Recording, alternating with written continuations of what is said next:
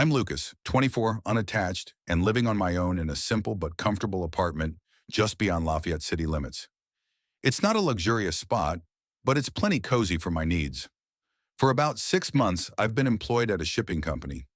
It's not the career I imagined as a kid, but it keeps my finances in check. I've never been the type to pursue crowds or get tangled in chaos. I prefer my days calm, consistent, straightforward, and easy to navigate. A few months ago, I started chilling with a coworker named Ryan. He's 22, slightly younger than me, but super laid back. We clicked almost instantly. Our humor synced up. We both loved classic hip-hop, and we'd often shoot baskets after our shifts. Truth be told, I didn't expect to form any close bonds at that job. But before I knew it, we were grabbing burgers post-work, swapping goofy memes via text, and kicking back at each other's places to game or just hang. One Friday after clocking out, Ryan invited me to his house. "My mom's cooking tonight," he said. "You've got to taste her garlic chicken. It's unreal, man." I chuckled and replied, "Sounds good, I'm down." We rolled up to his place, a tidy two-story home in a peaceful suburb. It had that lived-in, cared-for vibe, like someone had poured years of love into it. The moment we stepped through the door, the kitchen's aroma wrapped around me like a warm blanket. Garlic, butter, and herbs mingling in perfect harmony. Then I met her, Ryan's mom. She emerged from the kitchen, an apron tied around her, wiping her hands on a towel. Her name was Lauren. Let me be real, she caught me off guard. She didn't match the mental image most people have when they hear mom. Her long blonde hair was loosely pinned with a few strands brushing her face, paired with striking blue eyes and a presence that demanded attention. She seemed closer to her mid-30s than 40, maybe even younger at a glance. There was an effortless magnetism about her that shifted the room's energy. She didn't need to work for it. She just drew eyes naturally. "Hey there," she said, flashing a smile that was both welcoming and self-assured. "You must be Lucas. Ryan's brought you up a few times." I grinned back. "Hopefully all positive stuff." She let out a soft laugh. "Nothing but praise. Dinner's almost set. Make yourself comfortable." I settled at the dining table while Ryan dashed upstairs to grab something. Lauren returned to the kitchen, and I found myself stealing glances her way now and then. I wasn't trying to be creepy, but something about her, the way she carried herself, her fluid movements, kept pulling my focus. It wasn't just her appearance. It was this quiet intensity she exuded, like a part of her had been tucked away for years. The meal was incredible, honestly surpassing my expectations. We gathered around the table, tossing around jokes and swapping silly work anecdotes. Lauren chimed in occasionally, playfully ribbing Ryan or chuckling at his remarks. Her sharp sense of humor threw me for a loop. I caught myself thinking, she's nothing like my mom, way different from what I'd imagined. That night, back at my place, my mind kept drifting back to the evening. Not the food or the banter, but Lauren. Something about her lingered in my thoughts. Over the next few weeks, I found myself at their house more often, sometimes to kick it with Ryan, other times just to watch a game. Lauren was always there, looking effortlessly polished. Even when she wasn't trying, her smile seemed to linger on me a bit longer than necessary. She'd ask about my day or what I'd been up to, recalling small details I'd mentioned in passing, like my coffee order or the shows I was into. It wasn't a big deal, but it definitely caught my notice. I kept it to myself, not even hinting at it to Ryan. Still, I could sense something brewing inside me. Each time I stepped into their home, the atmosphere felt electric, different. She wasn't blatantly flirting, but her gaze would trail me across the room, saying more than words could, or she'd stand just a tad closer than needed when passing me a drink. I felt it, and I was pretty sure she did too. We just hadn't voiced it yet. One Saturday, we were parked in the living room watching a game.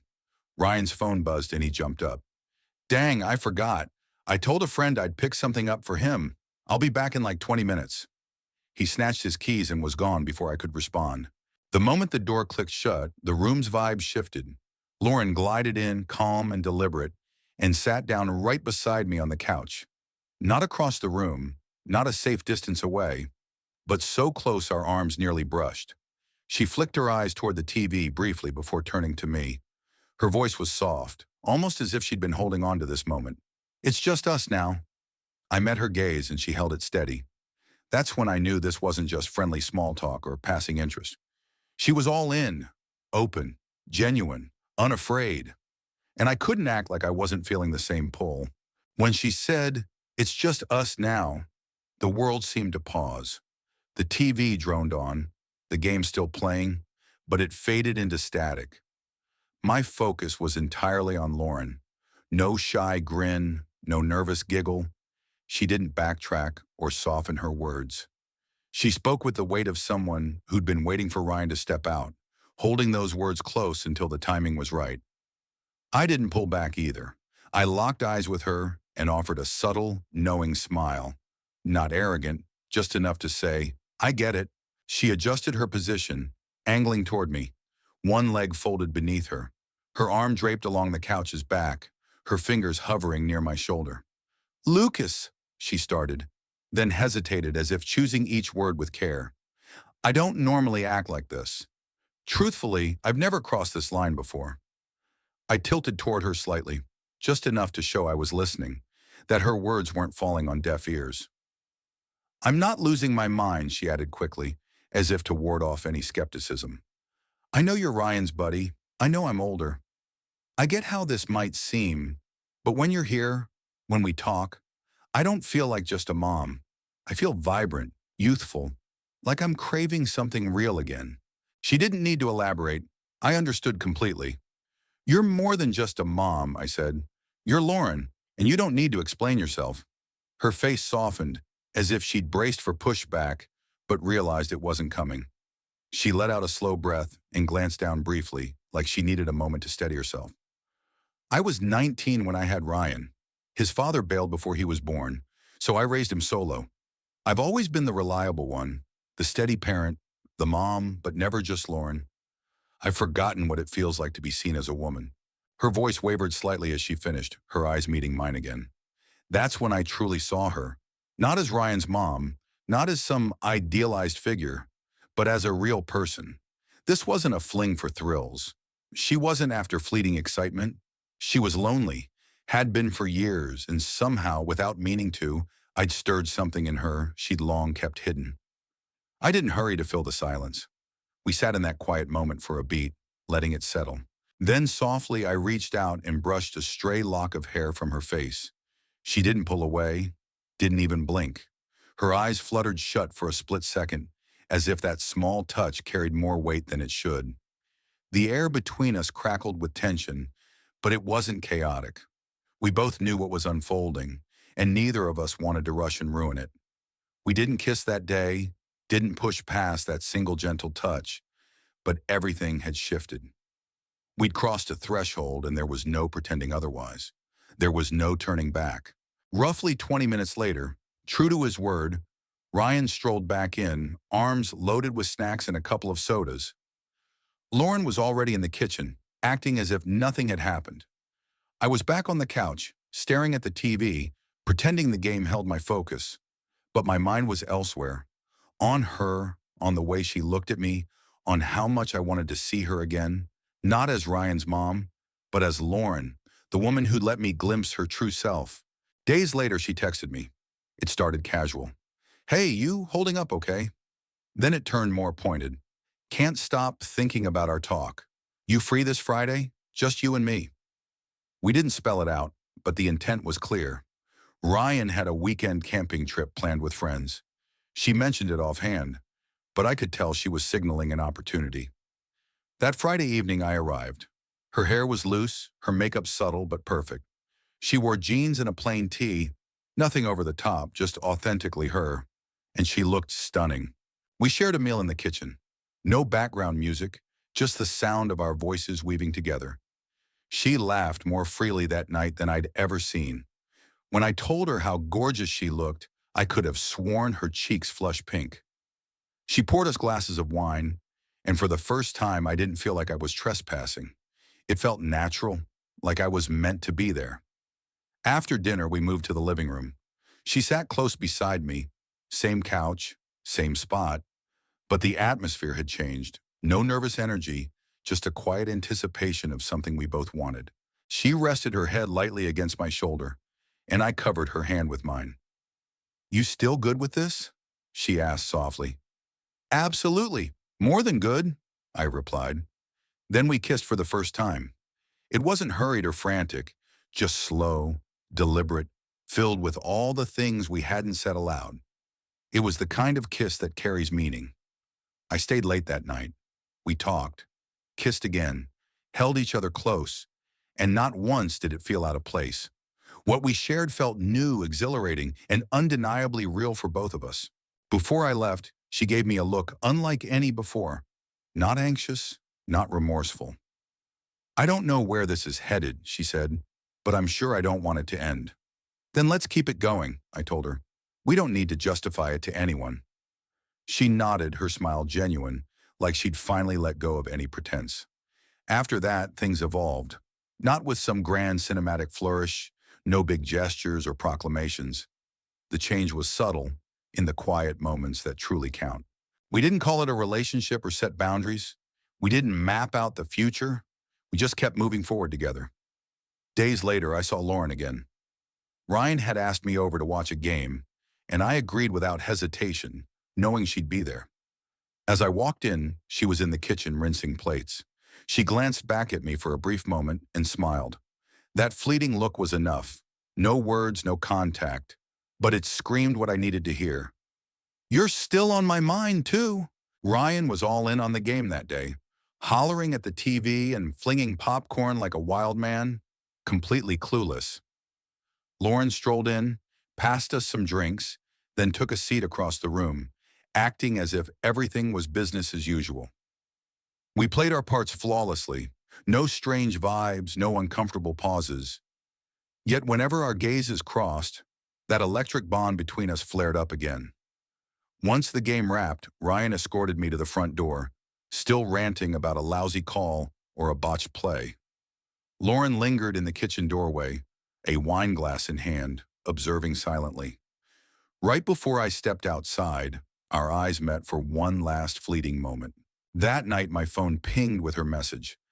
"I wish we'd had a second to ourselves." I shot back, "Same here. You're stuck in my head." Her response was quick. "Tomorrow." I didn't need clarification. I just texted, "Count me in." From then on, we had an unspoken routine. Subtle but airtight. Whenever Ryan worked late, hung out with buddies, or left for a weekend, Lauren would tip me off. Sometimes it was a quick text, other times just a knowing glance. Either way, I knew exactly when the moment was right. Those early visits had me on edge. I'd park a block over, wait until the house lights dimmed, sometimes sneaking in through the side door if she'd left it open. Not out of guilt toward each other, but because we knew the world, especially her son, wouldn't understand. But once I was inside, all that anxiety melted away. She'd be there, barefaced, hair loose, dressed in a hoodie and leggings, flashing a smile that felt like it had been saved up just for me. We'd talk for hours, not only about what was growing between us, though that came up plenty, but about everything. Her job, my work, how she often felt overlooked, how I sometimes felt like I didn't quite belong anywhere. With her, I wasn't an outsider or just a guest. I felt at home. Some nights we'd whip up dinner together. Other times we'd lounge on the couch, her feet resting in my lap, a random movie flickering on the screen that neither of us paid attention to. There were evenings when words weren't needed. Just being close, holding each other, was more than enough. She shared parts of herself I doubt she'd reveal to anyone else. She told me how Ryan's dad vanished before he was born, how she never remarried because no one ever truly saw her, how tough it was raising a kid alone, and how proud she felt of Ryan, even if he'd never fully grasped her sacrifices.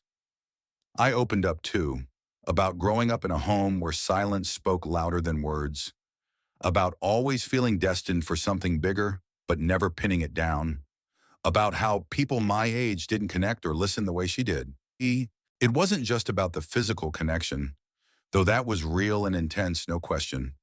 What truly hooked me was how she looked at me when I spoke, like my words carried weight, like I wasn't just fading into the background. We kept our bond alive between meetups with small gestures. I'd share a song I thought she'd vibe with. She'd send a pic of her morning coffee with a note, "Wish you were here." I'd toss out a cheesy joke, and she'd reply with a heart emoji, one I knew she didn't use lightly. But as our connection deepened, the burden of keeping it hidden started to weigh on us. Not guilt, but the strain of concealing something so genuine. Ryan had no idea. If anything, he was fonder of me than ever, calling me his closest pal, inviting me to more hangouts, introducing me to his circle like I was one of them. He even quipped once, "Dude, keep this up and you'll be family." Lauren and I kept up the facade, and we were pros at it, scarily good. She avoided texting much when Ryan was around. I steered clear of liking her social media posts to play it safe. When I was at their place, we kept our distance, avoided lingering looks, and never ever touched. Still, we had our slip-ups, like when I told a joke, and she laughed so hard her hand landed on my knee for a split second before she froze. Ryan didn't notice, but we both felt the jolt. Or the time a song came on in the room, the same one we'd listened to during a quiet night on her couch. Her glance lingered a beat too long, and I had to look away to keep it together. We both knew this couldn't stay hidden forever, but neither of us was ready to end it. One night, lying beside her in the stillness, with only the soft sound of her breathing, I asked, "Do you ever think about what would happen if Ryan found out?" She gave a slow nod. "It's on my mind constantly." Then she turned to me, her face serious. "I'd lose him, and maybe you too." Her words hit me harder than I'd expected. "I don't want that," I said firmly. "Me neither," she murmured. "But I can't let this go either." She reached for my hand, and I held it tightly, grounding us both. We didn't dive into talk of the future that night. No vows, no hypotheticals. We just stayed in the moment. Two people who shouldn't fit together, but somehow did perfectly. By summer, Lauren and I had settled into a groove. Not the sneaky, stressful kind anymore. It just felt like us. We'd learned to navigate carefully when Ryan was home, timing our texts, staying under the radar. It wasn't fear-driven. It was about preserving what we had. And weirdly enough, we'd gotten slick at it, like we'd been practicing without even realizing. What struck me most was how ordinary it started to feel. I'd swing by, and Lauren would greet me like I was just Ryan's friend, casual as ever. Ryan would toss me a soda, and we'd chill upstairs or in the garage. But when he headed out for a class or a late gym session, I'd end up downstairs leaning against the kitchen counter while she made tea, both of us acting like the air wasn't buzzing with unspoken feelings. We didn't need to hash it out anymore. No labels, no heavy talks about what we were. But every fleeting touch of her hand, every quiet evening together, carried meaning. Even when we weren't alone, it was there, like that day in the backyard. Ryan was fiddling with the fire pit, and Lauren handed me a plate. Her fingers brushed mine just for a moment, but it was a moment too long. No one else caught it, but it reverberated in my chest for a solid 10 minutes. She had a knack for making me feel seen, even in a group. When I spoke, she didn't just nod and wait her turn. She truly listened, soaking in every word. She remembered the little things, made me feel like my thoughts mattered, and that was a high I couldn't shake. One evening, we found ourselves alone again. Ryan had gone to see a girl he was into and wouldn't be back until late. The second the door shut, Lauren came to me. No hesitation left in her. We never rushed. That wasn't our style. We sank into the couch under a blanket, like it was the most natural thing in the world. We talked, really talked, not just about keeping our secret, but about life, our histories, our regrets, our dreams. "At my age," she said quietly, "I thought I'd have more. Not wealth or fame, but love, someone who gets me, someone to share it all with." Without hesitating, I said, "You've got that now." She looked at me and something shifted in her expression, like she might actually believe it. She leaned in and kissed me, slower than usual, like she wanted to hold on to every second. And honestly, I didn't want it to end either. Later that night, after we'd been together, she drifted off in my arms. For the first time, I realized I wasn't scared of getting caught anymore. I wasn't afraid of what this meant. I just knew I couldn't lose it. The next morning, I slipped out early before Ryan returned. We didn't part like lovers, just like friends, keeping it cautious. But before I left, She pressed her fingertips into my palm for a brief moment. That small gesture spoke louder than any words. Over time, we got bolder, or maybe just more comfortable with how things were. I'd send her a text during the day, and she'd reply with a gentle photo of her smile. Nothing flirty, just intimate, hours. Ryan was still in the dark. If anything, he trusted me more than ever, sharing stories about friends who flaked or girls who ghosted him. Every time he said, "You've been rock solid from the start," my chest tightened. Not quite guilt, but a sharp reminder of the line I was towing. He even joked once, "You're the only dude I trust around my mom. She actually thinks you're cool." I just smiled, kept my mouth shut. Lauren and I never discussed what would happen if we got caught. It was like we made a silent pact. If we didn't acknowledge the risk, maybe it wouldn't find us. Then came a weekend that gave us our longest stretch of time together. Ryan was off on a 3-day hiking trip with friends. The second his car left the driveway, I was on my way over. It felt like a small slice of something authentic. We made pancakes in the morning, danced barefoot in the kitchen, watched films in the afternoon, like the world didn't exist outside. She skipped makeup all weekend, and I swear she was even more stunning that way. She was always stunning. On the second night, we sat on the back porch, sipping wine under a starry sky. She was nestled beside me, wrapped in a blanket, silent for a while. "I wish this could be our life," she murmured, barely audible. "We have it right now," I said. "I mean, out there," she clarified, "in the open, not just these hidden moments." I didn't answer right away. I just held her closer and said, "I get it." Then I added, "I want that too, but I'm not ready to give up what we've got." She nodded against my shoulder. "Me neither." Then she looked up and said, "So, we keep it safe as long as we can." That became our unspoken agreement. No grand promises, no sweeping vows. Just keep moving forward, keep it guarded, keep it ours. That night in bed, I lay there thinking, this isn't just a fling. It's not about the thrill or the secrecy. It's deeper, more real than anything I've ever felt. And the wild part, we were making it work. No one had a clue. Not Ryan, not the neighbors, not coworkers, not friends. It was like we'd carved out a private world just for us. And somehow we were clever enough to protect it. I didn't know how long we could balance on that tightrope, but I wasn't ready to step off. It's been nearly a year now, a full year since that day Ryan ran to the store, and Lauren looked at me and said, "It's just us now." I can still hear her voice, see the look in her eyes like it was yesterday. What began as a single moment has grown into something profound. Our secrets still airtight. We've been meticulous, every text erased, every glance calculated, every visit timed perfectly. We've thrived in the gaps, those brief windows when Ryan's gone, the quiet spaces between normalcy and suspicion.